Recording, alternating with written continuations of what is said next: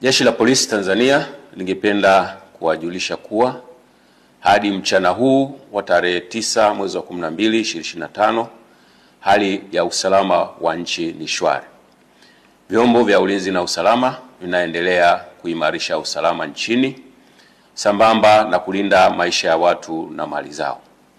Aidha, Jeshi la Polisi lingependa kutoa wito kwa wananchi kuendelea kuzipuuza picha mjongeo na picha mnato zinazoendelea kusambazwa kwenye mitandao ya kijamii zikionyesha kwamba kuna maandamano yameanza maeneo mbalimbali. Taarifa hizo sio sahihi. Wanatumia picha mjongeo na picha mnato za matukio ya nyuma kama vile ya tarehe 29, tarehe 30 na tarehe 31 mwezi wa 10 2025.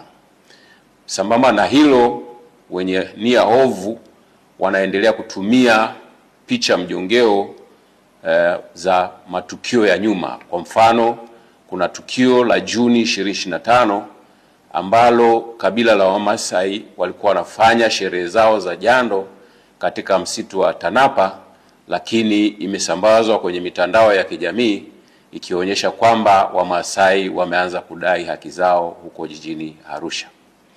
Tunaendelea kuwahimiza Watanzania kuendelea kuzipuuza picha za aina hiyo kwa sababu zina lengo la kuwahadaa kwamba kuna maandamano yanafanyika. Ikumbukwe kwamba maandamano hayo ambayo yalikuwa yanapewa jina la maandamano ya amani yasiyo na kikomo yalipigwa marufuku toka tarehe 5 mwezi wa 12 2025 kwa sababu hayajakidhi matakwa ya kisheria ikiwepo sheria mama, yani Katiba ya Jamhuri ya Muungano wa Tanzania ya mwaka 1977 na sheria ya polisi na polisi wasaidizi sura 322. Aidha, tunatoa wito kwa wananchi waendelee kufuata sheria kwa ajili ya usalama wetu sote.